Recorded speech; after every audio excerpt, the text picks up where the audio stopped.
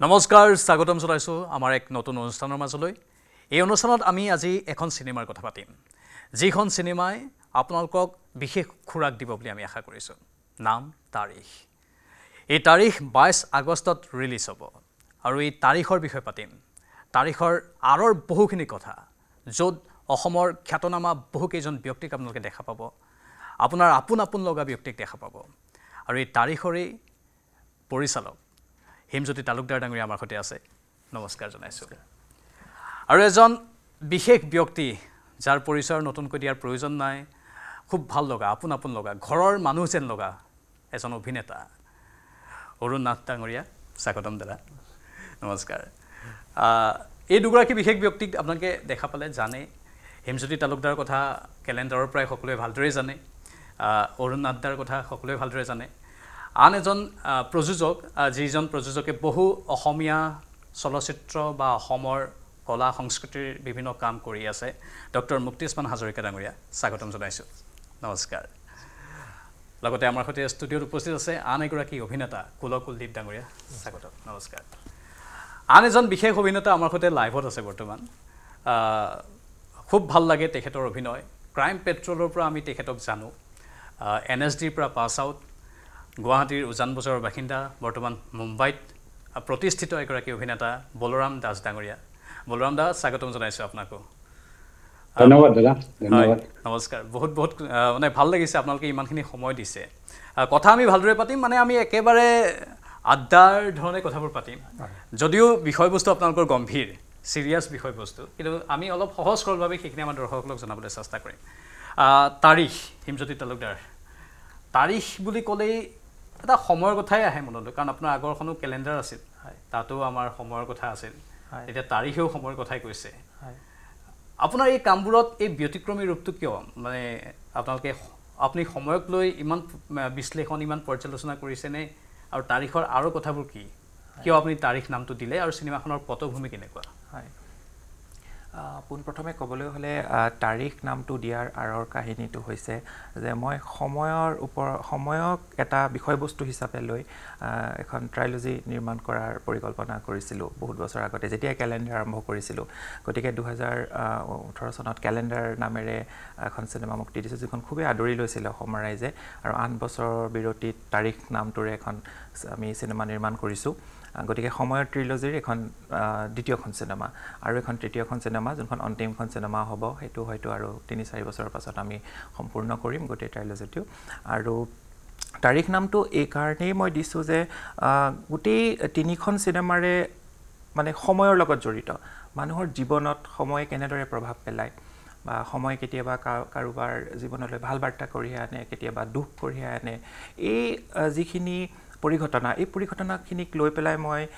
3খন cinema নিৰ্মাণৰ সপোন দেখিছিলোঁ আৰু তাৰ দ্বিতীয়খন চিনেমা তাৰিখ নিৰ্মাণ কৰিছোঁ কিন্তু তাৰিখৰ পটভূমিটো আকৌ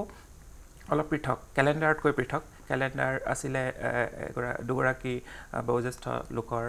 তেওঁলোকৰ ঘৰুৱা এটা কাহিনী যি কাহিনীয়ে মানে আমাৰ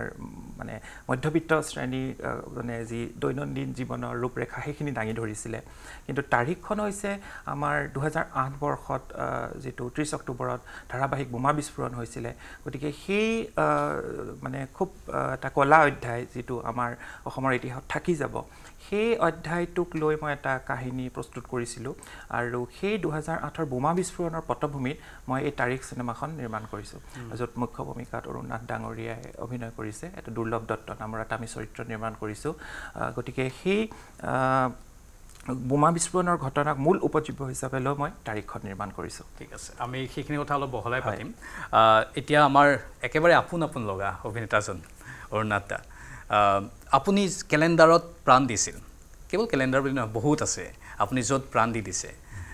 যিজন অভিনেতাৰ অভিনয় চালে আমাৰ নিজৰ কোনোবা খুৰাই অভিনয় কৰি থকা যেন লাগে বা পেহাই অভিনয় কৰি থকা যেন লাগে ইমান আপুনি নিভাজ ৰূপত সেইখিনি তুলি ধৰিব পাৰে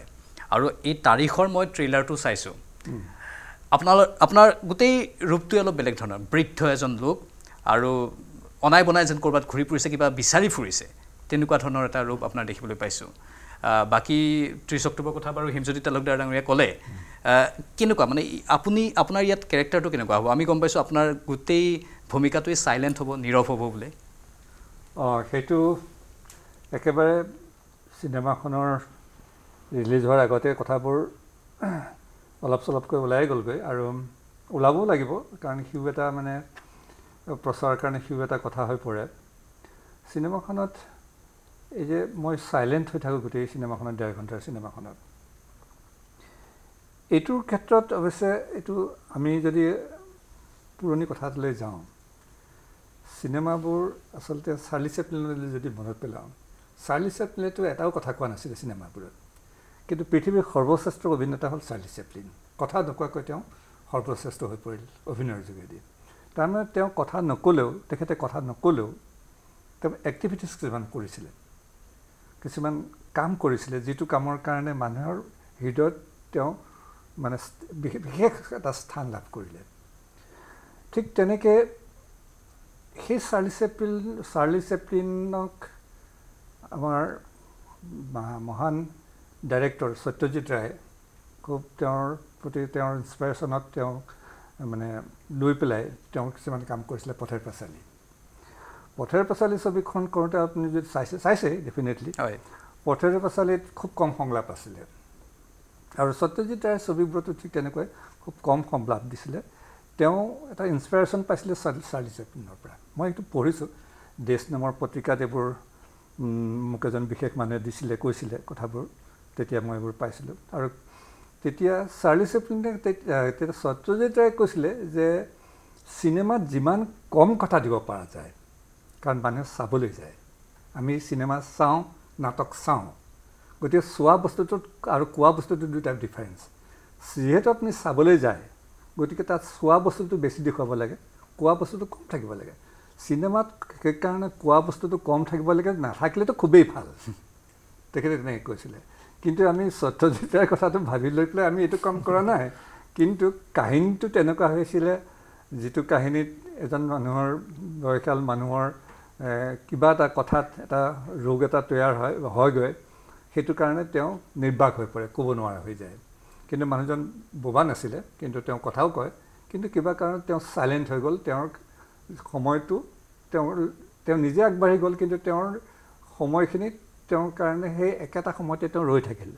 সেইটো এটা বেলেগ ধৰণে তাক চিনেমাখনত ট্ৰিটমেণ্ট কৰি পেলাই কৰিছে আৰু সেইখিনি কৰিবলৈ যাওঁতেই যেনেকৈ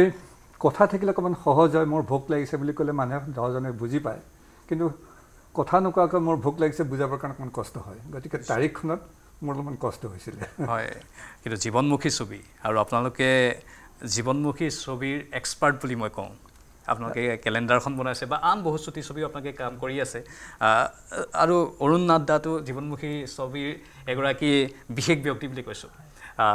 এই জীৱনমুখী ছবিবোৰ আপোনালোকে যেনেধৰণে উপস্থাপন কৰে তাত আমি বহুত ৰূপ পাওঁ বহুত ৰস পাওঁ মানুহৰ গোটেই জীৱনটোক উপলব্ধি কৰাৰ সময়টোক উপলব্ধি কৰাৰ আমি বিশেষ এটা সুযোগ পাওঁ সেইবাবে আপোনালোকক সদায় আমি প্ৰশংসা কৰোঁৱেই তাৰ বাবে যি কি নহওক ট্ৰেইলাৰটো এবাৰ চাই ল'ব লাগিব আমি তাৰিখৰ এবাৰ ট্ৰেইলাৰটো আমাৰ দৰ্শকসকলৰ বাবে আগবঢ়াই লৈছোঁ তাৰপাছত আলোচনা আগবঢ়াই দিম Congratulations, sir. A third time in Assam and a clear thumping majority for you. Sarbanand Sonowal has taken charge as the Chief Minister of Assam. Well, in more political news today, BJP leader Himanta Biswa Sarma has been sworn in as the 15th Chief Minister of Assam. Sir, apuni ako bhul korile mukhyamantri naam to. Hobo moi thik kori dim.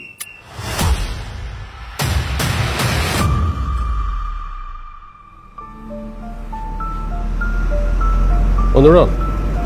তোৰ কাৰণে এটা story আছে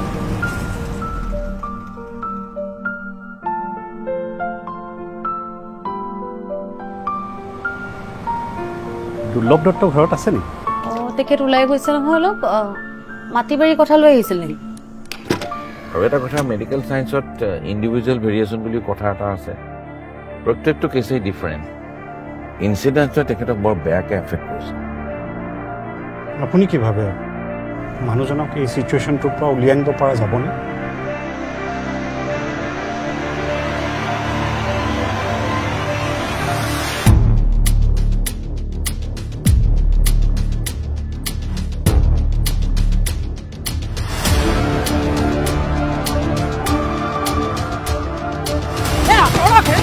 ফেচবুকত দিয়ক হোৱাটছআপত দিয়ক ফোনত দিয়ক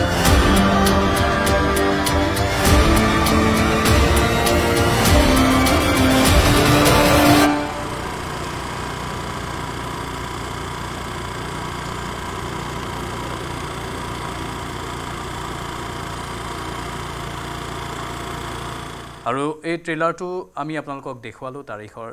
বলৰাম দাক এটা বিশেষ ৰূপত আমি দেখিবলৈ পাইছোঁ এগৰাকী সাংবাদিক যেন মোৰ অনুমান হৈছে আপোনাৰ চৰিত্ৰটোত অলপ কিবা কিবি ইনভেষ্টিগেশ্যন কৰি থকাৰ যেন আমাৰ অনুমান হৈছে আপুনি যদি নিজে অলপ কৈ দিয়ে হয় মোৰ কেৰেক্টাৰটোৰ নাম হৈছে অনুৰণ তেওঁ এজন সাংবাদিক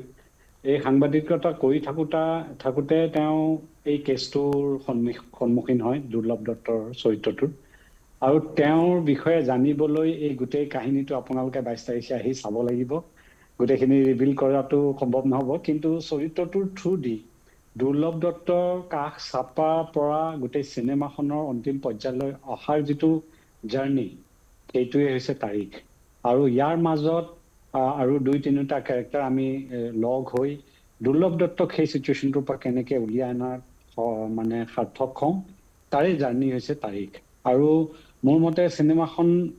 ধুনীয়াকৈ বান্ধি ৰখা হৈছে তাৰ চিত্ৰনাট্য আৰু কাহিনীৰ জৰিয়তে ধুনীয়াকৈ তাক চিত্ৰগ্ৰহণ কৰা হৈছে অনিৰুদ্ধই ধুনীয়াকৈ চিত্ৰগ্ৰহণ কৰিছে আৰু আপোনালোকে এতিয়ালৈকে অবভিয়াছলি আপোনালোকে অৰুণদাৰ কাম আপোনালোকে চাই আহিছে এই কামটোৱে আপোনালোকক এটা বেলেগ অৰুণদাৰ লগত পৰিচয় কৰাব সেইটো মই একদম দৃঢ় বিশ্বাস মোৰ গতিকে আপোনালোকে অৰুণদাক এতিয়ালৈকে যিমান চৰিত্ৰত দেখা পাই আহিছে তাত এই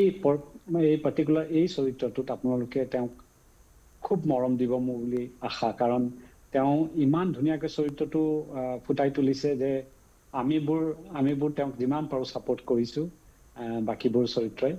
কিন্তু তাৰিখৰ মেইন এট্ৰেকশ্যন হৈছে আমাৰ দুৰ্লভ দত্ত হয় আপুনি উৎসুকতা অধিক জাগ্ৰত কৰি দিলে এতিয়া মানে মানুহে নোচোৱাকৈ থাকিব নোৱাৰিব অৰুণ দাক যে একদম একেবাৰে বেলেগ এটা ৰূপত দেখা পাব বুলি ক'লে মানে অভিনয় চাবলৈ পটভূমিটো যদিও মানুহে অলপ গম পায় কিন্তু সেই পটভূমিক কেনেধৰণে সৃষ্টি কৰিছে হিমজ্যোতি তালুকদাৰে অৰুণ দা বা আপোনালোকে কেনেধৰণে অভিনয় কৰিছে সেইখিনি চাবলৈ মানুহ হলত যোৱাটো দৰকাৰ নহয় জানো বলৰাম ডাঙৰীয়া একদম সেইটো কাৰণে কৈছোঁ যে এখন একদম খুব ধুনীয়াকৈ বান্ধি ৰখা এখন ছবি ইমান কমাৰ্চিয়েল ছবিৰ মাজত এখন বিৰাট সেন্সিবল আৰু সেন্সিটিভ সাবজেক্ট এটাক লৈ নিৰ্মাণ কৰা হৈছে ছবিটো গতিকে আই এম শিওৰ যে মানুহখিনিয়ে যেতিয়া হলত আহি চিনেমাখন চাব তেওঁলোকে নিশ্চয় এটা ভাল সাবজেক্ট লৈ ঘৰলৈ উভতি যাব বা ভাল পাৰফৰ্মেন্স এটা লৈ ঘৰলৈ উভতি যাব বুলি মোৰ বিশ্বাস সুন্দৰ কথা ডক্টৰ মুক্তিস্মান হাজৰিকা প্ৰযোজক আপুনি আৰু আমি জানো প্ৰযোজক হোৱা মানে কিমান টেনশ্যন কিমান চিন্তা দুচিন্তা থাকে কাৰণ মেইনটো আপোনালোকে বাজেটটো চাবই লাগিব এই চিনেমাখন নিৰ্মাণ কৰোঁতে কেনেকুৱা ধৰণৰ কি ঘাট প্ৰতিঘাত আপোনালোকে পাৰ হৈছে বাৰু হয় পোনপ্ৰথমে মই এইটোৱে ক'ম যে মই এগৰাকী এক্সিডেণ্টেল প্ৰডিউচাৰ মোৰ আচলতে হিমজ্যোতি তালুকদাৰ এগৰাকী খুব ভাল বন্ধু আৰু যেতিয়া হিমজ্যোতি তালুকদাৰে এই গোটেই কাহিনীটো তেওঁ মানে এনভিজন কৰি আছিলে তেতিয়া এদিন হঠাতে তেওঁ মোক ক'লে যে চিনেমাখন এখন মই এটা কাহিনী ভাবিছোঁ আৰু এই কাহিনীটো মই চিনেমাৰ ৰূপ দিব বিচাৰিছোঁ প্ৰযোজক বিচাৰি আছোঁ লগতে তেখেতে আৰু এগৰাকী তেখেতৰ বাল্যকালৰ বন্ধু অৰুন্ধতী শৰ্মা বৰুৱা তেখেত এতিয়া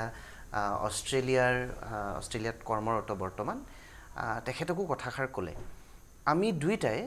মানে দুইগৰাকীয়ে এবাৰতেই এই যিটো কাহিনী তাৰিখৰ যিটো কাহিনী সেই কাহিনীটো আপোন কৰি পেলাইছিলোঁ অৰ্থাৎ হিমজ্যোতি তালুকদাৰৰ যি সপোন সেই সপোনটোক আমি নিজৰ সপোন কৰি পেলালোঁ নজনাকৈ আৰু তেনেকৈ আমি দেখোন প্ৰডিউচাৰ হৈ গ'লোঁ আগবাঢ়ি আহিলোঁ ছবিখন আচলতে খুব মানে বহুত বাজেটৰ নহয় খুব কম বাজেটৰ এখন ছবি আৰু আমাৰ কো প্ৰডিউচাৰ্ছো আছে বহুকেইগৰাকী তেনেকেই চিনেমাখন হ'ল আৰু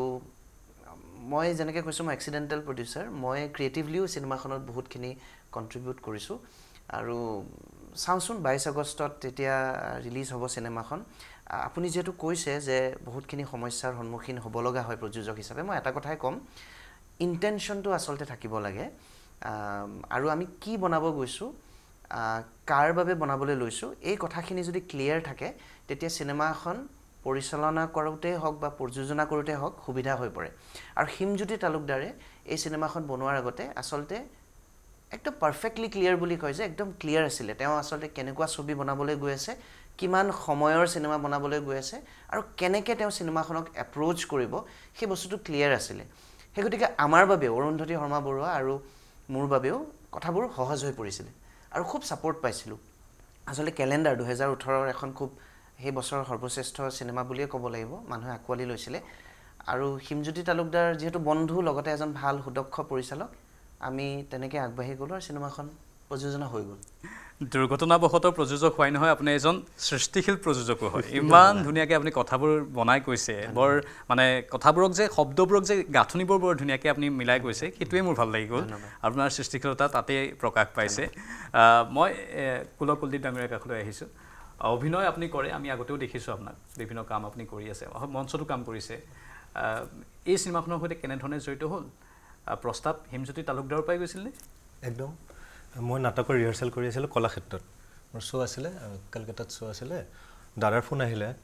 আহিলে ক'লে যে চিনেমা এখনৰ কথা ভাবিছোঁ তোমাক লগ পাব লাগে আৰু সেইদিনাখন ৰিহাৰ্চেল কৰোঁতে সাধাৰণতে আমি নাটকত কি হয় বস্তু বাহিনী ধুনীয়াকৈ সামৰি মেলি ছেট প্ৰপাৰ্টিজবিলাক সামৰি মেলি থৈ আহোঁ আৰু মোৰ দায়িত্বটো বাঢ়ে নাটকখনত মই লিড কেৰেক্টাৰ কৰি আছোঁ সেইদিনাখন কাকো মাত দিয়া নাই উঠিছোঁ ৰেপিডো বুক কৰিছোঁ আৰু ছেক্ৰেটেৰিয়েটৰ সন্মুখত দৌৰিছোঁ এই এক্সাইটমেণ্টটো এইকাৰণে দৌৰাদৌৰিকৈ কেমেৰাৰ কাম কৰিছোঁ বৰ খৰখেদা বা দৌৰাদৌৰি ধৰণকৈ কৰিছিলোঁ ইয়াৰ আগত আৰু তাৰিখখন মোৰ প্ৰথম ডিচিপ্লিন ৱেত অকণমান নিজকে প্ৰস্তুত কৰি অভিনেতা হিচাপে প্ৰস্তুত কৰি কৰা প্ৰথম কাম আৰু যিটো প্ৰপ'জেল দাদাৰ পৰা আহিছে হিমজ্যোতি ডাঙৰীয়া মানে আপুনি গোটেই পৰিকল্পনাটো মানে চিনেমাখনৰ কাহিনীটো লিখোঁতেই ভাবি লয় হয় যে মই এনেকৈ কৰিম আমুক লোকেশ্যনত এনেকুৱাকৈ কৰিম হয়নে হয় মই যেতিয়া কাহিনীটো প্ৰস্তুত কৰোঁ তাৰপাছত যেতিয়া মই স্ক্ৰীন প্লে মানে দিশলৈ যাওঁ লিখাৰ কামত যেতিয়া যাওঁ তেতিয়া মই প্ৰকৃততে এগৰাকী অভিনেতাক মোৰ মনত ভাবি লওঁ যে এই চৰিত্ৰটো এইগৰাকীয়ে ৰূপায়ণ কৰিব পাৰিব আৰু সেই অভিনেতাগৰাকীক মই ইমেজিনেৰী এটা কেৰেক্টাৰ হিচাপে লৈ লিখি যাওঁ তেতিয়া মোৰ কাৰণে অলপ সহজ হৈ পৰে ইয়াত তাৰিখতো ঠিক তেনেদৰে মই কেলেণ্ডাৰখনতো তেনেকৈ কৰিছিলোঁ মই ইতিমধ্যে কৈছোঁ যে মই মলয়া বাইদেউ আৰু অৰুণ নাথ ডাঙৰীয়াৰ লগত কথা পতাৰ আগতেই মই তেওঁলোক দুগৰাকীকে ভাবি পেলাই মই স্ক্ৰিপ্টখন সম্পূৰ্ণ কৰিছোঁ তাৰপাছত তেওঁলোকৰ ওচৰলৈ প্ৰপ'জেল লৈ গৈছিলোঁ যে আপোনালোক এই দুটা কেৰেক্টাৰ আপোনালোকে কৰিব লাগে ঠিক তেনেকৈ তাৰিখখনৰ মোৰ কাৰণে সহজ হৈ গ'ল যে অৰুণাই আগতে হাঁ ক'ব বুলি মই ধৰি লৈছোঁ গতিকে সেই চৰিত্ৰটো তেনেদৰে ভাবি মই স্ক্ৰীন প্লেখন লিখিলোঁ আৰু যেতিয়া তেনেদৰে স্ক্ৰীন প্লে লিখা হয় তেতিয়া এগৰাকী পৰিচালকৰ কাৰণে সহজ হৈ পৰে যে মই চিনেমাখন কেনেকৈ কোনটো গতিত লৈ যাম কেনেদৰে মই দৰ্শকৰ আগত উপস্থাপন কৰিম কিন্তু সেইটোতো এটা কথা আছে যে তাত লোকেশ্যন হওক বা কলা নিৰ্দেশনা হওক এইখিনিও ছাপোৰ্ট কৰিব লাগে কাৰণ আমি তেনেকুৱা এটা ঘৰ নাপাম যোনটো ঘৰত আমি কৰিম কাৰণ যোনটো ৰেকি বুলি কয় যেতিয়া শ্বুটিঙৰ আগত আমি স্থান চাবলৈ যাওঁ লোকেশ্যন চাবলৈ যাওঁ তেতিয়া হয়তো সেই ঘৰটোৰ লগত স্ক্ৰিপ্টখন নিমিলিবও পাৰে তেতিয়া আকৌ স্ক্ৰিপ্টখন চেঞ্জ হৈ যাব যদি সেই লোকেশ্যনটো আমাৰ বেলেগ ধৰণৰ হয় কিন্তু মই ইমানেই লাকি আছিলোঁ বা ইমানেই ভাগ্যশালী আছিলোঁ যে যেনেকুৱা ধৰণৰ এটা ঘৰ বা যেনেকুৱা ধৰণৰ এটা লোকেশ্যন মই পৰিকল্পনা কৰি আছিলোঁ বা এটা মনলৈ আহি আছিল সেই তেনেকুৱা ধৰণৰ এটা ঘৰে মই পাই গৈছিলোঁ যিটো ঘৰ বহুত পুৰণি যিটো ঘৰৰ লগত বহুত সোঁৱৰণি জড়িত হৈ আছে খাৰঘুলিত আছে সেই ঘৰটো এতিয়াও আছে সেই ঘৰটো বহুত বছৰ ধৰি মানে এনেই পৰি আছিলে ঘৰটো গতিকে আমি সেই ঘৰটো অনুমতি লৈ শ্বুটিং যেতিয়া কৰিব গ'লোঁ আৰু ঘৰটো যেতিয়া প্ৰথম খুলিছোঁ তেতিয়া মানে মোৰ এনেকুৱা লাগিছিল যে এই ঘৰটোতে একচুৱেলি অৰুণদাৰ যোনটো দুৰ্লভ দত্তৰ চৰিত্ৰটোৰ লগত মেটচ হৈ যায় কাৰণ সেই ঘৰটো ইমানেই পুৰণি আৰু মানে এটা নিৰ্জীৱ মানে লাইভলি ঘৰ বা এটা তেনেকুৱা ঘৰ নহয় মানে ঘৰটো ওলি যোৱা ৰংটো ওলি গৈছে চৰিত্ৰটোৰ লগত মিলি যোৱা এটা ঘৰ তো সেইটোত মোৰ প্ৰযোজক মুক্তিশ মানে বহুতখিনি হেল্প কৰি দিছিলে যে ঘৰটো আমি শ্বুটিং কৰাৰ যোনটো অনুমতি পোৱাৰ ক্ষেত্ৰত গতিকে সেই ঘৰটো হয়তো তাৰিখত মানে দৰ্শকে হয়তো চাই মানে এটা সোমাই যাব পাৰিব জোন এটাত যিহেতু মোৰ কাৰণে কিছুমান আগতেও মই কেলেণ্ডাৰটো কিছুমান নিৰ্জীৱ বস্তু মোৰ কাৰণে চৰিত্ৰ হৈ পৰে কেলেণ্ডাৰত আছিলে স্কুটাৰ এখন সেই স্কুটাৰখনক লৈ তেওঁলোকৰ মানে যোনটো মনোৰমা কাকতি আৰু হিতেশ কাকতিৰ মাজত কথোপকথন চলে পুৰণি স্কুটাৰখন ভগা স্কুটাৰ নচলে তথাপি মৰমৰ বস্তু সেই স্কুটাৰখন এটা চৰিত্ৰ আৰু ঠিক তেনেকৈ এই তাৰিখত এই ঘৰটো এটা চৰিত্ৰ হিচাপে মই দেখাব যত্ন কৰিছোঁ কাৰণ কলা নিৰ্দেশনা বা যিটো স্থানত আমি শ্বুটিং কৰিম সেইখিনিয়ে গোটেই অভাৰঅল গোটেই মানে চিনেমাখনক সহায় কৰিব পাৰিব লাগিব আৰু মই সেইটো বিশ্বাস কৰোঁ গতিকে যেতিয়া দৰ্শকে তাৰিখ চিনেমাখন চাই থাকিব তেতিয়া ঘৰৰ ঘৰৰ প্ৰতিটো আচবাব প্ৰতিটো ফটো ফ্ৰেম বা প্ৰতি ঘৰৰ ৱালৰ ৰংটো সেই হলত তেওঁলোকে হয়তো সেই চৰিত্ৰ দুৰ্লভ দত্তৰ চৰিত্ৰটোৰ লগত মানে একাত্ম হৈ পৰিব বুলি মই অনুমান কৰিছোঁ বা অনুমান কৰিব পাৰোঁ আপোনাৰ লগত ভাগ্য সুপ্ৰসন্ন হয় সেইভাৱে সকলো মিলি যায় কেলেণ্ডাৰখন নিৰ্মাণ কৰোঁতে চাওক তেওঁ কোনো ধৰণৰ মানে আশাই কৰা নাছিল যে এমাহ একেলেঠাৰে চলি যাব কিন্তু চলি গ'ল কাম ভাল হৈছে সেইকাৰণে চলিছে এতিয়া অৰুণ দা আপুনি কিয় প্ৰথম অৱস্থাত যেতিয়া তেওঁ প্ৰপ'জেলটো দিছিল মই আগৰ চিনেমাবোৰৰ কথা কৈছোঁ আপুনি কি ভাবি পেলাই এওঁক অ'কে কৈ দিলে কাৰণ আপোনালোকতো ইমান দুৰন্ত অভিনেতা ইমান পুৰণি অভিনেতা আপোনালোকে সাধাৰণতে হয়তো কাকো অ'কে নকয় মোৰ লাগিছে নাজানো আপুনি কি কৰে প্ৰথম অৱস্থাতে গম নোপোৱাকৈ কিয় অ'কে কৈছিলে ছাৰে বহুতকে ৰিজেক্ট কৰে দেই বহুতকে ৰিজেক্ট কৰে সেইকাৰণে মই পোনপটীয়াকৈ ক'ব পৰা নাই সেইটো ঠিকেই কথাটো আৰু সেই হিচাপে সদায় মই প্ৰথমতে গুৰুত্ব দিওঁ যে স্ক্ৰিপ্টখন মই চাব বিচাৰোঁ সদায় কাৰণ সেইটোৱে ভেটিটো যদি মজবুত থাকে তেতিয়াহ'লে তাত যিখিনি আমি তাত সজাম সেইখিনি ঠিক হৈ যাব নহ'লে ভেটিটো যদি দুৰ্বল থৰক বৰক হৈ থাকে তেতিয়া যিমানে তাত ভাল কাম নহওক ওপৰতো বেয়া হৈ যাব সেইকাৰণে মই সদায় স্ক্ৰিপ্টখনত গুৰুত্ব দিওঁ কেনেকুৱাখন স্ক্ৰিপ্ট হয় আৰু কেলেণ্ডাৰ স্ক্ৰিপ্টখন মোলৈ এজন পত্ৰবাহকে মানে এজন তেজপুৰৰ এজন ব্যক্তিয়ে মোৰ ঘৰলৈ লৈ গৈছিলে পৰিয়ালসহ যে এখন হিমজ্যোতি তালুকদাৰ তেওঁ এখন স্ক্ৰিপ্টখন লিখিছে আপুনি পঢ়িব লাগে পঢ়ি পেলাই ক'ব লাগে এখন কৰে নে নকৰে এনেকৈ তাৰপিছত তাৰ আগতেই বোধ কৰোঁ মলয়া গোস্বামীক দিছে স্ক্ৰিপ্টখন বেলেগ এখন স্ক্ৰিপ্ট মানে কপি এটা মই সেইদিনাখন দুপৰীয়া সময়ত মানে স্ক্ৰিপ্টখন লৈ পেলাই পঢ়ি পেলাই কেতিয়াবা কি এইখিনি পিছত পঢ়িম বুলি থৈ দিয়া যায় সেইখন মই শেষ নকৰালৈকে মই উঠিব নোৱাৰিলোঁ তাৰমানে আৰু সোনকালে শেষ হৈ গ'ল পেলাই মই থৈ পেলাই মই মলয়া গোস্বামীলৈ ফোন কৰিছোঁ তাইও ইতিমধ্যে পঢ়ি শেষ কৰিছে কৈছে অৰুণ দা মই কৈছোঁ কেলেণ্ডাৰ পঢ়িলোঁ কৈছে ইমান ভাল হৈছে কৰিব লাগিব এইখন মই কৈছোঁ মই কৰিম এইখন ইমান ধুনীয়া চিনেমা হৈছে ভাল হ'ব এখন চিনেমা কৰিম দিয়া সেয়া প্ৰথম মানে তাৰপিছতহে কৰিম বুলি কৈছোঁ আমি প্ৰথম মই মলয়াৰ লগত কথা পাতিছোঁ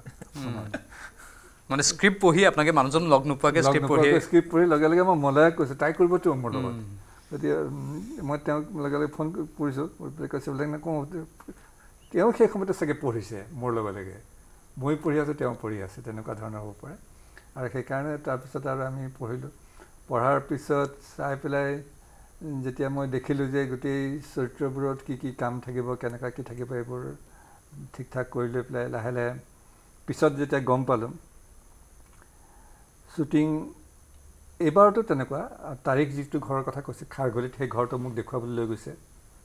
আগতে সেই ঘৰটোত মোৰ ঘৰ হ'ব যেতিয়া মই ঘৰটোৰ লগত মোৰ পৰিচয় হ'ব লাগিব কোনখন দুৱাৰ কোনফালে কি কোনটো পাকঘৰ গোটেইখিনি চাই ল'ব লাগিব শ্বুটিং হোৱাৰ আগতে ঠিক কেলেণ্ডাৰখনত ঠিক তেনেকৈ কৰাৰ আগতে সেই যিটো ঘৰত হ'ব দেৰগাঁও সেই ঘৰটো আমি চাবলৈ গৈছিলোঁ মানে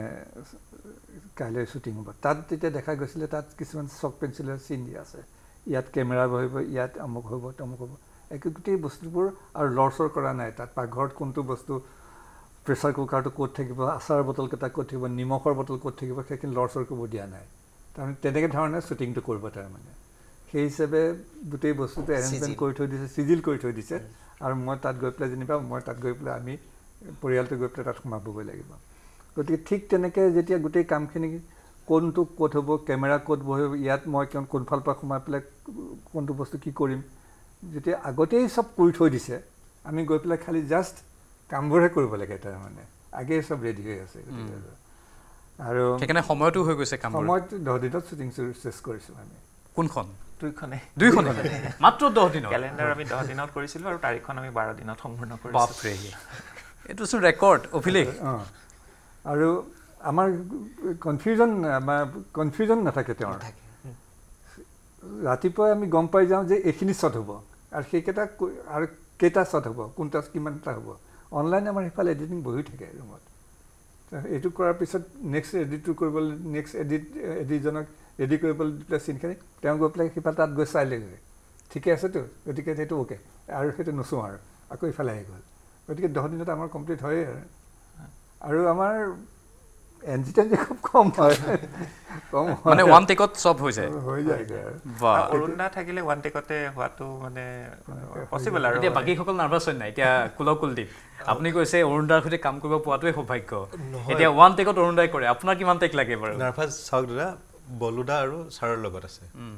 দুয়োজনৰ সন্মুখত থিয় হ'লে খাম ওলাব বলৰাম দাক মই এটা কথা সুধিব বিচাৰিছোঁ চাওক এওঁলোকে 10 দিন 12 দিন ইমান সময়ৰ ভিতৰতে কাম এটা কৰি দিয়ে আপুনি মুম্বাইত থাকে আপোনাৰ কাৰণে চাগে বেছি সহজ হ'ল কামটো কৰাৰ ক্ষেত্ৰত নহয়নে মোক যেতিয়া হিন্দুতীয়া চিনেমাখনৰ কথা কৈছিলে মোৰ লগতো তেনেকুৱা আহিছিলে স্ক্ৰিপ্টখন পঢ়াৰ পিছত মোৰ খুব ভাল লাগিছিলে স্ক্ৰিপ্টখনৰ যিটো ৰাইটিং যিটো ষ্টৰি টেলিং খুব ভাল লাগিছিলে আৰু লগত যেতিয়া তেওঁ ক'লে যে অৰুণদা আছে মেইন কেৰেক্টাৰটোত মোৰ প্ৰথম মানে অসমীয়া প্ৰথম ছবিখনে অৰুণদাৰ লগত আছিল আৰু তেওঁৰ লগত যিটো অভিজ্ঞতা কাম কৰাৰ সেইটো একদম সুকীয়া আৰু বহুত কথা শিকি আছো শিকিবলৈ পাম আগলৈ মোৰ এখন তৃতীয় ছবি তেওঁৰ লগত এখন মঞ্জুলদাৰ লগত আৰু কৰিলো অলপতে তাতেও আপোনালোকে তেওঁ চাই খুব ভাল পাব সো যেতিয়াই গম পালো যে অৰুণদাই মুখ্য চৰিত্ৰটো কৰি আছে মই ক'লো মই কৰিম কিন্তু তাৰ আগতে আমি এখন বেলেগ চিনেমাৰ কথা পাতিছিলো কিন্তু সেইখন নহলগৈ কিন্তু যেতিয়া এখন চিনেমাৰ স্ক্ৰিপ্টখন পঢ়ি মই গম পালো যে এখন ষ্টৰিটোৰ লগত কোনো মোৰ আৰু ক'বলগীয়া নাই আৰু তেওঁৰ মই কেলেণ্ডাৰখনো চাই থৈছিলো কেলেণ্ডাৰখন চাই মই খুব ইমপ্ৰেছ হৈছিলো as a newcomer director তেওঁৰ যিটো ডিটেইলিং সেইবোৰক লৈ মই খুব ইমপ্ৰেছ হৈছিলো কাম কৰাৰ এটা ইচ্ছা আছিল তেওঁৰ লগত তেওঁ যেতিয়া এপ্ৰ'চ কৰিলে আৰু স্ক্ৰিপ্টখন ভাল পালো অৰুণদাৰ আছে বুলি গম পাই আৰু ভাল লাগিল কিন্তু আটাইতকৈ আচৰিত খালো মই ক'লো মোৰ কেইদিনৰ কাম হ'ব তেওঁ ক'লে 7 দিন মই ক'লো 7 দিনত কামটো হ'ব জানো ক'লো বলদা মই 7 দিনত আপোনাক ৰিলিজ কৰি দিম মই ক'লো লেটছ সি তেওঁ কৈ আছে 7 দিনত মোৰ লগা নাই মই ক'লো 10 দিন আৰামত যাব মই একদম চিয়ৰ আছিলো কিন্তু যেতিয়া মই গৈ পাই মই 8 দিন থাকিলো অসমত তাতে এদিন মোৰ ছুটি আছিলে সেইটো মোৰ আছিলে আগৰ পৰা কিন্তু 7 দিন অন ডট মোৰ কাম শেষ কৰি দিছে অন ডট মানে এটা ছেকেণ্ডো তেওঁ বেছি লোৱা নাই মোৰ পৰা মই এটা কথাৰ কাৰণে তেওঁক একদম এপ্ৰিচিয়েট কৰিম আজি আপোনালোকৰ ওচৰত যে এটা নিউ টিম তেওঁ এখন দ্বিতীয় বা তৃতীয় ছবি হ'ব মানে ফিচাৰ ফিল্ম তেওঁ ইমান ডিচিপ্লিন ইমান অন পেপাৰ ইমান ধুনীয়া এটা টিম লৈ কাম কৰে ন ইমান কম বাজেটত মই বিৰাট শ্বক হৈ আছিলো যে ইমান কম বাজেটত ইমান কম দিনত ইমান লিমিটেড ৰিসোৰ্সৰ সৈতে আপুনি 12 দিনত এখন ছবি নিৰ্মাণ কৰিব পৰাটো এটা সঁচাই ৰিসাৰ্চৰ কথা সো মই ভাবো যে এটা ভাল টিম যেতিয়া তৈয়াৰ হয় হিমে আমাক ক্ৰেডিট দিছে অভিনেতা সকলক কিন্তু মই তেওঁৰ টেকনিক্যাল ডিপাৰ্টমেণ্টক থ্যাঙ্কস ক'বই লাগিব ইনক্লুডিং এভৰিৱান মানে আৰ্টৰ পৰা আদি কৰি চিনেমাটোগ্ৰাফাৰ পৰা আদি কৰি ইভেন মুক্তিষ্মান আৰু অৰুন্ধতী তেওঁলোকে যেনেকৈ একদম শ্যাডো হৈ আছিলে কিবা প্ৰবলেম পালে আমি আছো তুমি কৰি গৈ থাকা এই যিটো approach production team art design sound costume makeup everyone is like আমি ভাল কাম এটা কৰি আছো সেই যিটো এপ্ৰোচ সেই যিটো পজিটিভিটি সেইটোৱে 12 দিনত এই কামটো সফল মানে 12 দিনত হোৱাটো সফল কৰাটো এওঁলোক গোটেইখিনিৰ অৱদান আছে তাৰমানে লগতে আমি অভিনেতাসকল অবভিয়াছলি কিন্তু মই এই টেকনিক্যাল ডিপাৰ্টমেণ্টটোক সঁচাই ক'ব লাগিব এপ্ৰিচিয়েট কৰিব লাগিব বম্বেত ইমান ডাঙৰ টিম এটা অযথা টিম মানে য'ত তাৰমানে এটা গজাল মাৰিবলৈ এজন বেলেগকে মানুহ থাকে তেনেকুৱা অৱস্থাত আপুনি এটা সীমিত বাজেটত সীমিত এটা টিম লৈ ইমান ধুনীয়াকৈ পৰিপাটি গৈ কাম এটা কৰাটো সঁচাই মানে এপ্ৰিচিয়েবল মই সেইটো কাৰণে কেপ্টেইন অফ দ্য শ্বিপ মানে হিমজ্যোতি সঁচাই থেংকফুল হ'ব লাগিব যে তেওঁ মোৰ পৰা এটা এক্সাইটিং নললে আৰু ধুনীয়াকৈ কামটো কৰি মোক যিটো প্ৰমিছ কৰিছিলে সেইটো কৰিছে আৰু মানুহে মানে প্ৰফেশ্যনেল শব্দটোৰ অৰ্থটো অলপ খালি টকা পইচাৰ লগত জড়িত বুলি ভাবে নো ইটছ নট লাইক দেট টকা পইচাটো প্ৰফেশ্যনেলিজমৰ এটা পাৰ্ট হয় কিন্তু তাৰ লগত ডিচিপ্লিন তাৰ লগত আপোনাৰ মানে কাম কৰাৰ যিটো এপ্ৰোচ সেই গোটেইখিনি সাঙুৰি লৈ মানে এই প্ৰফেশ্যনেলিজম শব্দটো থাকে আৰু এইটো ক্ষেত্ৰত তেওঁলোক একদম সাকসেসফুল সঁচাকৈ এই শৃংখলাবদ্ধতাটোৱেই মূল আকৰ্ষণৰ কেন্দ্ৰবিন্দু মানে এওঁলোকে যেনেধৰণে শৃংখলাবদ্ধ হৈ আপোনাকে কামবোৰ কৰে মানে পোষ্ট প্ৰডাকশ্যনৰ কামো আপোনালোকে হয়তো কমি গৈছে কাৰণ ডাবিংটো কৰিব লগা নাই খালি মিউজিকৰ কামখিনি আছে যিখিনি তৰালি বাই কৰিছে তৰালি শৰ্মাই তাৰ বাহিৰে পোষ্ট প্ৰডাকশ্যন কিবা বেলেগ কি আছে এডিটিঙৰ কামখিনি থাকিব আমি যেতিয়া চিনেমাখন শ্বুটিঙৰ আগতে আমি পোষ্ট প্ৰডাকশ্যনটো আমি ইতিমধ্যে ঠিক কৰিয়ে থওঁ যে কোনে এডিট কৰিব কোনে সংগীত দিব কাৰণ তেওঁলোকেও জানিব লাগিব শ্বুটিঙৰ যেতিয়া ষ্টেজটো থাকে তৰালি বা আহি আমাৰ শ্বুটিঙত কেনেকুৱা ধৰণৰ শ্বুটিং চিনেমাখনে কোনটো গতি লৈছে তেওঁক আমি দেখাইছোঁ বা উদীপ্ত যি আমাৰ এডিটিং কৰিছে চিনেমাখনৰ তেওঁ লোকেশ্যনত থাকি পেলাই কেনেকুৱা ধৰণৰ কাহিনীটো আগবাঢ়িছে বা কেনেকুৱা ধৰণৰ আউটপুট ওলাইছে সেইটো তেওঁলোকে চাই থকাটো মোৰ কাৰণে দৰকাৰী কাৰণ সেইখিনি যেতিয়া চাই থাকিব তেতিয়া তেওঁলোকৰ মাইণ্ডত থাকিব যে মই এনেদৰে এডিটিংটো মই এনেদৰে ৰূপ ল'ব বা মোৰ সংগীতে এনেধৰণে ৰূপ ল'ব গতিকে আমি সেইখিনি আগতেই ক্লিয়াৰ যে মানে কোনে পোষ্ট প্ৰডাকশ্যনৰ কামখিনি কৰিব বা চিনেমাখনৰ টোনটো কেনেকুৱা হ'ব কালাৰটো কেনেকুৱা হ'ব সেইখিনি আমি গোটেইখিনি ঠিক কৰি পেলাই আমি পোষ্ট প্ৰডাকশ্যন মানে পোষ্ট প্ৰডাকশ্যন ষ্টেজলৈ আমি যাওঁ আগতে ঠিক ৰাখি গতিকে সেইটো মোৰ কাৰণে খুব গুৰুত্বপূৰ্ণ প্ৰি প্লেনিং যোনটো কয় চিনেমাখন নিৰ্মাণ কৰোঁতে আৰু বলৰাম দাই ইতিমধ্যে ক'লে যে টীমটো ভাল হ'লে বহুত সহজ হৈ যায় আৰু ময়ো এই ক্ষেত্ৰত লাকি মোৰ কেলেণ্ডাৰো বহুত সৰু টীম এটা আছিলে 15-20 জনীয়া টীম এটা আছিলে আৰু তাৰিখতো সেই 15-20 জনীয়া টীম এটাই আছে বহুত সৰু টীম কিন্তু ইমান বেছি ডেডিকেটেড গোটেই টীমটো চিনেমাখন মানে নিজৰ বুলি ভাবি পেলাই যে কৰা ধৰণৰ সকলোৱে কৰিছে যোনটো ক'লে অনিৰুদ্ধ হওক চিনেমেটোগ্ৰাফী চাউণ্ডত আছিলে দেৱজিৎ দাহঁত আছিলে চাউণ্ড ডিজাইন কৰি আছে বা লোকেশ্যন চাউণ্ড কৰা কেইগৰাকী বা আমাৰ ৰাণী দত্ত বৰুৱা কষ্টিউমত আকাশ গগৈ আছে মেকআপত এই আটাইকেইগৰাকীয়ে যিদৰে মানে নিজৰ বুলি চিনেমা বুলি আঁকোৱালি লৈ পেলাই কামটো কৰিছে সেইটো মোৰ কাৰণে এটা সহজ আৰু চিনেমা বস্তুটো টিম ৱৰ্ক মই নামত ডিৰেক্টৰ মই ডিৰেকশ্যন দিওঁ এনেকৈ হ'ব কিন্তু কোনোবা এটা ডিপাৰ্টমেণ্টৰ যদি মই সঁহাৰি এটা নাপাওঁ ভালদৰে মোৰ কাৰণে চিনেমাখন অলপ মানে এটা প্ৰব্লেম ক্ৰিয়েট হ'ব পাৰে পিছফালে গতিকে টীমটো লৈ পেলাই ভাল টীম এটা পোৱাটো বহুত লাকি হয় সেইটো ক্ষেত্ৰতো মই অলপ লাকি আপুনি চাৰিওফালৰ পৰা ভাগ্যৱান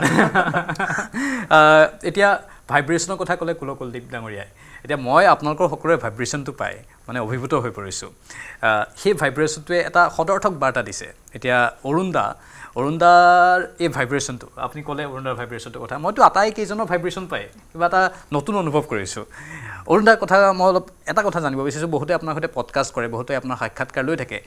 নজনা কথা বহুত আপুনি ইতিমধ্যে কৈছে বহুতকে কিন্তু তাৰ বাহিৰেও মই এই ভিন্নতাৰ কথাটো অলপ পাতিব বিচাৰিছোঁ যে আপুনি যে প্ৰতিটো চৰিত্ৰক ইমান প্ৰাণ দিব পাৰে মই আৰম্ভণিতে কোৱাৰ ধৰণে নিজৰ পেহা যেন লাগে নিজৰ খুৰা যেন লাগে নিজৰ কোনোবা আত্মীয় যেন লাগে এইটো আপোনাৰ স্বতঃস্ফূৰ্তভাৱে ভিতৰৰ পৰা ওলাই আহে নে আপুনি তাৰ বাবে অন্য কিবা কৌশল অৱলম্বন কৰে ডেফিনেটলি অলপ নিজৰ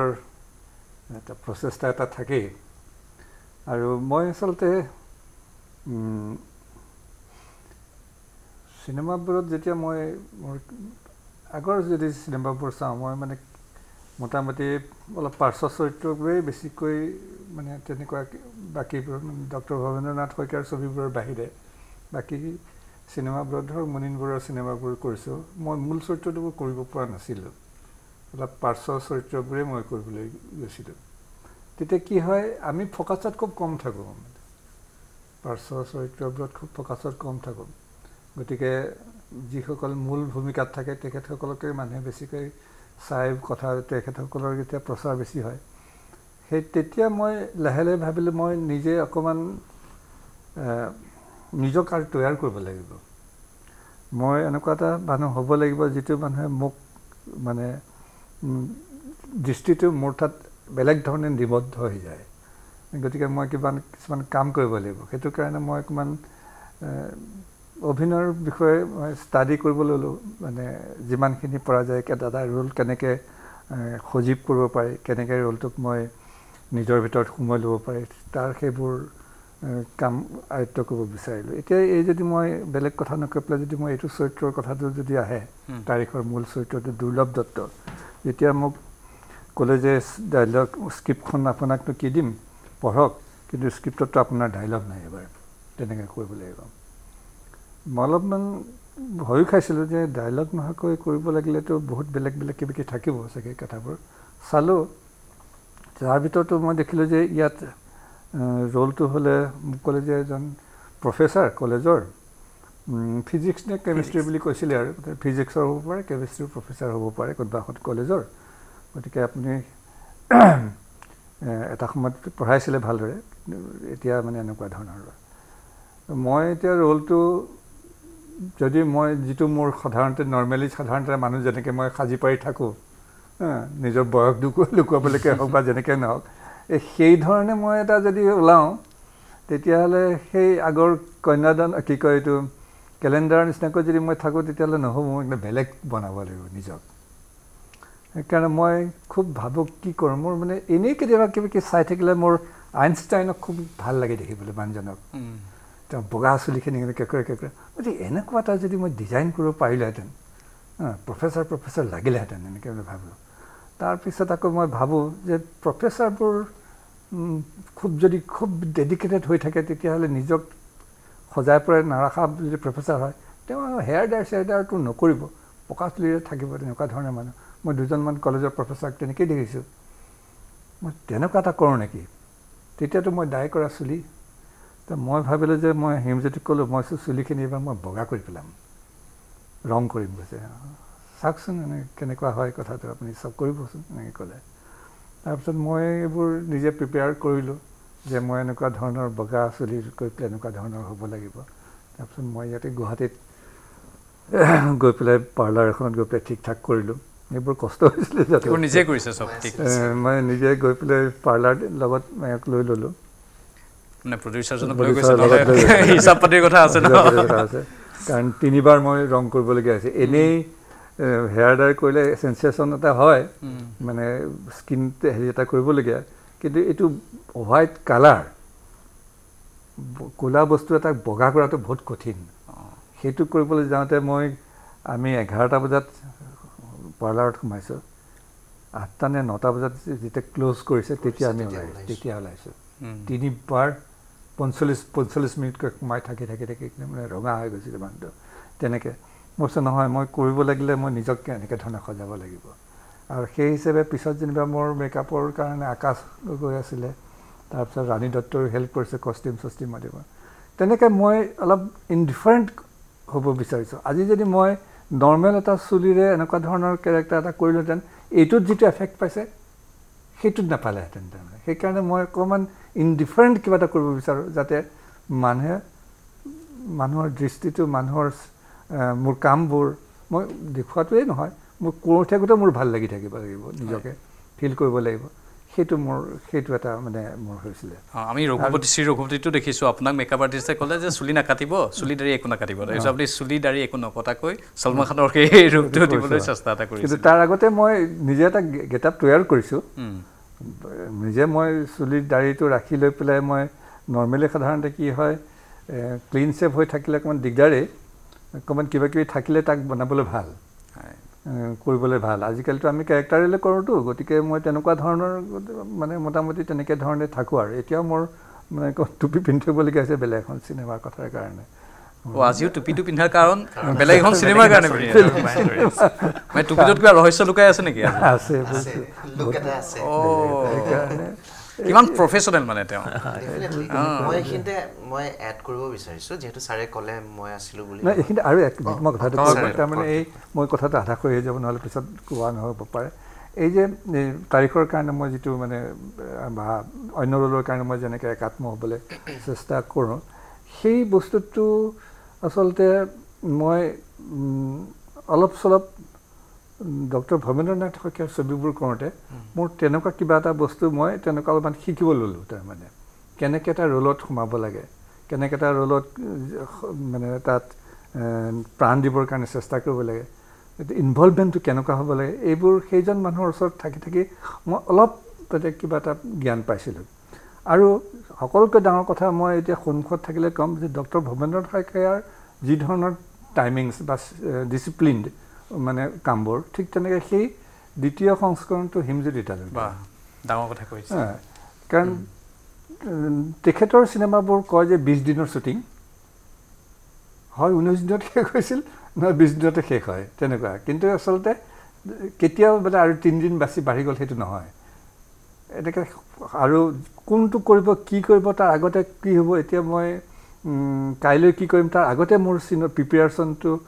কোন ঠাইত মই খোজ কাঢ়িম সেই আগতে মোক ঠিক কৰাই থৈ দিয়ে গতিকে মোৰ সময় নালাগে সেই বস্তুটো হিমজ্যোতিৰ আছে তাৰমানে তেওঁতো ভৱেন শইকীয়াক পোৱা নাই শ্বুটিং পোৱা নাই কিন্তু মই পাইছোঁ গতিকে সেই বস্তুটো মই দেখিছোঁ যে হিমজ্যোতি তালুকদাৰৰ সেই বস্তুখিনি আছে তেনেকুৱা ধৰণৰ আৰু সেইকাৰণে চাগে মোৰ কামখিনি মানে কৰোঁতে মানে সেই ইনভলভমেণ্টটো যিটো মানে তেখেতৰ চিনেমাবোৰত অগ্নিস্নান বা তেনেকুৱা চিনেমাবোৰত দিছিলোঁ সাৰথী চাৰ্ভে সেই একেধৰণৰ বস্তুটোত কেলেণ্ডাৰ বা তাৰিখত দিব পাৰিছে আৰু এতিয়া ৰঘুপতিৰ কথাটো অকণমান বেলেগ হৈছে কথাবোৰ তাত কালি নে পৰহি মই এটা ইউটিউবত এনেই ভিডিঅ' চাই আছিলোঁ তেতিয়া বলৰাম দাৰ এই এটা ভিডিঅ' ডাবিং কৰা ভিডিঅ' পালোঁ শ্বৰ্টছ এটা ভাইৰেল হৈ আছে য'ত তেওঁ খুব ধুনীয়াকৈ সাৱলীলভাৱে ডাবিং কৰিছে মানে তেওঁৰ তাত সমৰ্পণটো আমি গম পাই গৈছোঁ এফালেতো আগৰ গোটেইখিনি কথা জানোৱে তেওঁ কেনেধৰণে সমৰ্পিত মনোভাৱেৰে কাম কৰিছিল আৰু সেই ৰিলটো বা শ্বৰ্টছটোৱেও মোৰ মনত সেই কথাটোকেই জাগ্ৰত কৰিলে যে আপোনালোকে কিমান এফৰ্ট দিব পাৰে কিমান কষ্ট সহিষ্ণু হয় আপোনালোক কিমান ত্যাগ কৰিব পাৰে যাতে আপোনাৰ সেই চৰিত্ৰটো ভালদৰে ফুটি উঠে বলৰাম দা হয় হয় নহয় মোৰ মতে যিকোনো এখন ছবি হওক বা নাটক হওক তাৰ লগত বহুত মানুহৰ কষ্ট জড়িত হৈ থাকে টকা পইচা জড়িত হৈ থাকে আৰু কোনোবাই যদি মোক এটা চৰিত্ৰৰ বাবে বিশ্বাস কৰি মোক সেই চৰিত্ৰটোৰ কাৰণে নিৰ্বাচন কৰে তেতিয়াহ'লে মোৰ মতে মোৰ কাৰণে এটা দায়িত্ব যে সেই মানুহজনৰ বিশ্বাসটো মই যাতে ৰাখিব পাৰোঁ কাৰণ আমি কামৰ থ্ৰুদিয়ে কাম পাওঁ আমাৰ অভিনেতাসকলে যেতিয়া এটা ভাল কাম কৰে সেই কামটোৰ পৰাই দ্বিতীয় কাম এটা পায় মানুহ মানে অভিনেতা এগৰাকীয়ে বা অভিনেত্ৰী এগৰাকীয়ে গতিকে আমাৰ কাৰণে প্ৰত্যেকটো কামেই ইম্পৰ্টেণ্ট মানে আজি অৰুণ দাক আজি ইমান বয়সস্থ বয়স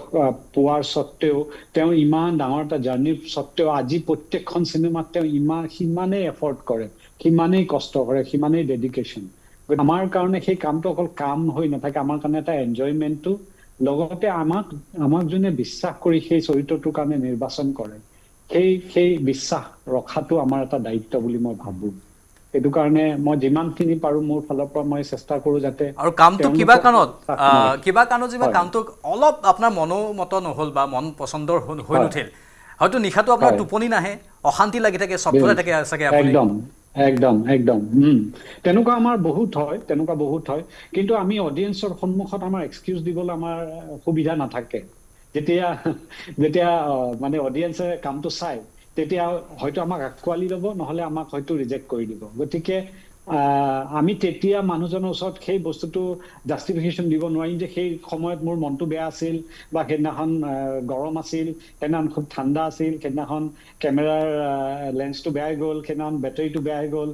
সেইবুলি এক্সকিউজ দিবলৈ আমাৰ তাত সময়ো নাথাকে সুবিধাও নাথাকে গতিকে মোৰ মতে প্ৰত্যেকটো শ্বট আমাৰ কাৰণে আল্টিমেট শ্বট বুলি ভাবি আমি দিয়াটো আমাৰ এটা দায়িত্ব এতিয়া শেহতীয়াকৈ আপুনি দক্ষিণ ভাৰতৰ এখন চিনেমাটো কাম কৰিলে আপোনাৰ এই হয় ত্যাগ কৰা মনোভাৱ যিটো আপুনি মানে অভিনয়ৰ কাৰণে সৰ্বোচ্চ ত্যাগ কৰি দিছে এটা সময়ত তেনেকুৱা ধৰণৰ বহু উদাহৰণ আছে আপোনাৰ ক্ষেত্ৰত সেইবাবে হয়তো আপুনি কামবোৰ বৰ্তমান পাই আছে আপোনাৰ মনেও সেইটোৱে কয় যে মই সমৰ্পণ কৰিছোঁ মোৰ নিজকে অভিনয়ত হয় কাৰণ মই ভাবোঁ মই যদি ভালকে কাম নকৰোঁ দ্বিতীয়বাৰো হয়তো মোক হিমজ্যোতিয়ে নামাতিব মই সেই স্কোপটো সদায় ৰাখিব বিচাৰোঁ যে তেওঁ মানে মোক আকৌ বিচাৰক বা তেওঁৰ যিটো সেয়ে মোৰ কথা এটাই যে তেওঁৰ সেই যিটো বিশ্বাসত তেওঁ মোক হায়াৰ কৰিলে বা নিৰ্বাচন কৰিলে সেই মই বিশ্বাসটো যাতে ৰাখিব পাৰোঁ আৰু তেওঁৰ লগত ভৱিষ্যতে যাতে কাম কৰাৰ এটা ৰাস্তা মই সদায় ৰাখিব পাৰোঁ সেইটো মই সদায় চেষ্টা কৰোঁ সুন্দৰ বৰ ভাল লাগিছে এই কথাবোৰে আমাক মটিভেট কৰে আৰু আমি প্ৰেৰণা পাওঁ আমাৰ নৱপ্ৰজন্মই হয়তো প্ৰেৰণা পাব নে কি কয় কুলকৰ্ণদেৱ একদম যেতিয়া চিন এটা আৰম্ভ হোৱাৰ সময়ত দাদাৰ লগতে বা ছাৰৰ লগতে চিন্তাবিলাক হৈ থাকেতো ফিল নহয় যে এনাৰ্জি বুষ্ট আপ বুলি কথা এটা থাকে নহয় যে এনাৰ্জিটো এনেকুৱা ধৰণৰকৈ লৈ যায় দাদাই বা ছাৰে এনেকৈ তুলি ধৰে আমাক আমি জাষ্ট চিটুৱেশ্যনত ৰিয়েক্ট কৰিলে হয় যিবিলাক বস্তু এতিয়াই শিকিব বা বুজিবলৈ ৰাস্তাটো বিচাৰি পাইছোঁ মানে তো এই বৰ ধুনীয়া এনাৰ্জি এইবিলাক বিৰাট ডাঙৰ মানে চব মঞ্চত আপুনি লিড ৰোল কৰি আছিল চিনেমাত আহি কিন্তু আপুনি লিড ৰোলটো পোৱা নাই কিন্তু মেইন মহিৰোহসকলক পাইছে বুলি ক'ব পাৰোঁ আমি হয়নে আশীৰ্বাদ এটা আৰু বেলেগ এটা মানে আপুনি মঞ্চ আৰু চিনেমা টোটেলি বেলেগ ইয়াত আপুনি এই প্লেটফৰ্মতেই এনেকুৱা ধৰণৰ মানুহৰ সৈতে কাম কৰিব পাইছে সেইটো আপুনি সৌভাগ্যৱানেই হয় একদম সৌভাগ্যৱান চৰিত্ৰৰ প্ৰস্তুতি একেই মঞ্চৰ বা চিনেমাৰ কাৰণে একেই বুলি ভাবোঁ তাৰ প্ৰকাশ মাধ্যমটো প্ৰেজেণ্টেশ্যনটো বেলেগ হয় প্ৰস্তুতি একেই মানে চিনেমা হিচাপে এইখনেই প্ৰথম নেকি আপোনাৰ নহয় এখন 4 নম্বৰ চিনেমা ঠিকে আছে বাৰু এতিয়া এইখন চিনেমা তাৰিখ মাত্ৰ আপোনালোকে 22 আগষ্টত ৰিলিজ দিব সেই তাৰিখটোহে ঘোষণা কৰিছে কিন্তু ইতিমধ্যে আমি জানো যে বিভিন্ন চলচ্চিত্ৰ মহোৎসৱত আপোনালোকে আমন্ত্ৰণ পাই গৈছে আনকি অষ্ট্ৰেলিয়াটো মেলবৰ্ণৰ এখন চলচ্চিত্ৰ মহোৎসৱত বৰ্তমান চলি আছে আজিৰ পৰা আৰম্ভ হৈছে এই তেওঁলোকে কেনেধৰণে আপোনালোকক বিচাৰিলে বা আপোনালোকে কেনেধৰণে ক'ল তালৈ মানে চিনেমাখন ৰিলিজ নোহোৱাকৈ কেনেধৰণে পালে সুযোগটো প্ৰথম কথা হ'ল কি এই যিখিনি ভাৰতৰে হওক বা ভাৰতৰ বাহিৰত যি আন্তঃৰাষ্ট্ৰীয় চলচ্চিত্ৰ মহোৎসৱখিনি থাকে তাত প্ৰতিখন চিনেমা নিৰ্মাণ কৰাৰ পাছত এটা আবেদন কৰিব লাগে যিটো এপ্লাই কৰিব লাগে আৰু তেওঁলোকৰ নিজৰ জুৰি মেম্বাৰ বা চিলেকশ্যন কমিটি থাকে তেওঁলোকৰ দৃষ্টিত যদি চিনেমাখন ভাল চিনেমা এখন এটা অসম বা নৰ্থ ইষ্টৰ পৰা অহা চিনেমা ভাল চিনেমা এখন যদি তেওঁলোকে বিচাৰি পায় তো তেওঁলোকে তাত নিৰ্বাচন কৰে তো সেই সূত্ৰে আমি আমাৰ তাৰিখ চিনেমাখন যোৱা বছৰ 12 ডিচেম্বৰত ৱৰ্ল্ড প্ৰিমিয়াৰ হৈছিলে চেন্নাই আন্তঃৰাষ্ট্ৰীয় চলচ্চিত্ৰ মহোৎসৱত আৰু দ্বিতীয়বাৰৰ বাবে পুনে আন্তঃৰাষ্ট্ৰীয় চলচ্চিত্ৰ মহোৎসৱত প্ৰদৰ্শন হৈছিলে আৰু পুনে আৰু চেন্নাই বহুত পুৰণি চলচ্চিত্ৰ মহোৎসৱ দেশৰ ভিতৰতে গতিকে আমাৰ কাৰণেও এটা উৎসাহৰ বতৰা আছিল যে আমাৰ এটা আছিল যে আমি চিনেমাখন নিৰ্মাণ কৰিছোঁ কিন্তু কেনেধৰণে চিনেমাখন নিৰ্মাণ কৰিছোঁ সেই ফিডবেকটো আমাৰ কাৰণে ইম্পৰ্টেণ্ট যেতিয়া আমি চলচ্চিত্ৰ মহোৎসৱ এখনত পঠিয়াওঁ বা তাত যদি নিৰ্বাচন হয় তাত বিভিন্ন দেশৰ জুৰি থাকে বিভিন্ন চিনেমা প্ৰেমী দৰ্শক থাকে চাবলৈ আহে গতিকে তেওঁলোকৰ যোনটো ফিডবেক যে এখন ভাল চিনেমা হৈছে ইয়াত এইখিনি ভুল আছে এইখিনি ভাল কথা আছে তো সেইখিনি আমি চালি জাৰি চাব পাৰোঁ যে চিনেমাখন দৰ্শকৰ মানে যোনটো থিয়েটিকেল ৰিলিজ দিয়াৰ আগত মানে সেই আমি গম পাব পাৰোঁ যে আমাৰ চিনেমাখন ভাল হৈছে নহ'লে চিনেমাখন হয়তো বেয়া হৈছে কিন্তু যিহেতু ভাল ভাল চলচ্চিত্ৰ মহোৎসৱ কেইখনত নিৰ্বাচন হৈছে গতিকে আমি ভাবি লৈছোঁ যে চিনেমাখন কিবা এটা হয়তো আছে যি দৰ্শকে ভাল পাইছে মানে চলচ্চিত্ৰ মহোৎসৱৰ দৰ্শকে ভাল পাইছে আৰু সেইটো সাহসতে আমি এতিয়া অহা 22 তাৰিখে আমি অসমৰ চিত্ৰগৃহত খুব কম সংখ্যকত চিত্ৰগৃহতে মুক্তি দিম কিন্তু তথাপি সেই য'তেই দিওঁ হয়তো দৰ্শকে আদৰি ল'ব বুলি মই ভাবিছোঁ বা আমি গোটেই টীমটোৱে তাকে কামনা কৰিছোঁ কাৰণ কেইবাটাও চলচ্চিত্ৰ মহোৎসৱৰ দৰ্শক হেবিটেড ফিল্ম ফেষ্টিভেল যোনটো দিল্লীত হয় তো দিল্লীতো বিপুল সংখ্যক অসমীয়া দৰ্শক আহিছিলে কাৰণ দিল্লীত বহুত অসমীয়া ৰাইজ আছে এই অসমীয়া দৰ্শকখিনি অসমৰ দৰ্শকখিনি যেতিয়া চাইছিলে তেখেতসকলক খুব এটা আন্তৰিকতাৰে খুব ভাল এটা ফিডবেক দিছিলে চিনেমাখনৰ প্ৰতি গতিকে সেই ফেষ্টিভেলত যেতিয়া দৰ্শকসকলে চাই যেতিয়া আমাক ভাল ফিডবেক এটা দিয়ে সেইটো এটা সাহস এটা হয় আমি থিয়েটাৰ বাণিজ্যিকভাৱে ছবিখন মুক্তি দিয়াৰ ক্ষেত্ৰত আৰু আজিৰ পৰা মেলবৰ্ণৰ যোনটো Indian film festival of Melbourne হয় তাৰ অধীনত তেওঁলোকৰ যোনটো OTT প্লেটফৰ্ম আছে তাত আজি 15 আগষ্টৰ পৰা 15 ছেপ্টেম্বৰৰ বাবে অনলাইন যোগে কেৱল অষ্ট্ৰেলিয়াৰ দৰ্শকৰ বাবে চিনেমাখন উপলব্ধ হৈছে সাবটাইটেল থাকিব বাহিৰৰ দৰ্শকে চাব পাৰিব এমাহৰ বাবে গতিকে সেইখিনি আমাৰ বাবে উৎসাহৰ বতৰা আৰু সেই উৎসাহখিনিয়ে এতিয়া অসমৰ ৰাইজক আমি তেওঁলোকৰ মাজলৈ লৈ যাওঁ আৰু এটা পইণ্ট সেই পইণ্টটো হৈছে যে আপুনি কোৱা কথাটোৱে যে বাণিজ্যিক ছবি বা কলাত্মক ছবি বুলি নাথাকে মোৰ মতে যেটো আমি অনুষ্ঠান আৰম্ভ কৰাৰ আগতেও পাতিছিলোঁ যে হয় ভাল ছবি নহয় বেয়া ছবি এখন কলাত্মক ছবি বা বাণিজ্যিক ছবি বুলি নাচাই আমি ছবিখন ভাল নে বেয়া সেই দিশটোহে চোৱাটো দৰকাৰ আৰু সেই দিশটো চাই মানুহে আজিকালি ফিডবেকবোৰ আপুনি ক'লেই যে খুব সোনকালে সহজে আপোনাৰ মানুহে গোটেইখিনি কথা গম পাই যায় আগতে মানুহে হয়তো ছবিৰ কথা ইমান এটা নাজানিছিল সেইকাৰণে ছবি বুজি পোৱা নাছিল এতিয়া মানুহে চিনেমা বুজি পায় আৰু তাক এনালাইচিছ কৰিব জানে তাৰ ৰিভিউটো কেনেধৰণে দিব লাগে সেইটোও জানে সেইটো বৰ মানে সেইকাৰণে আমি ভাল চিনেমা বা বেয়া চিনেমাৰ দিশেৰে চাব লাগিব বলৰাম ডাঙৰীয়া কিবা ক'ব বিচাৰিছিল নেকি আপুনি নাই মই এটা কথা ক'বলৈ থাকি গ'ল যে মানে অভিনেতা অভিনেত্ৰীসকলৰ ভিতৰত কুলদীপ আৰু স্বাগতা এওঁলোক দুইজনে খুব সুদক্ষ অভিনেতা অভিনেত্ৰী আৰু তেওঁলোকে ট্ৰেইনিং লৈ অহা তেওঁলোকে মানে অভিনয়ৰ মানে নিখুঁততাবোৰ জানে সেইকাৰণে তেওঁলোকৰ লগত চিনবোৰ কৰা বা তেওঁলোকৰ লগত যেতিয়া আমি কাম কৰিছোঁ মই স্বাগতৰ লগতো ইয়াৰ পিছতে এখন ছবি কৰিলোঁ গতিকে এওঁলোক খুব চেন্সিবল এক্টৰ্ছ হয় গতিকে তেওঁলোকে যেতিয়া কাম কৰে তেওঁলোকে খুব ডিচিপ্লিনেৰে কাম কৰে খুব মনোযোগৰে কাম কৰে গতিকে এওঁলোকৰ মোৰ এটা খুব ব্ৰাইট ফিউচাৰ এটা অসমত বা অসমৰ বাহিৰত মই দেখা পাওঁ গতিকে তেওঁলোকলৈ মোৰ শুভেচ্ছা থাকিলে এওঁলোকৰ লগতো আছেই সদায় যিহেতু মই অভিনেতা গতিকে তেওঁলোকৰ ভিতৰত মই সেই পচিবিলিটিজটো দেখা পাওঁ গতিকে দুইজনলৈ মোৰ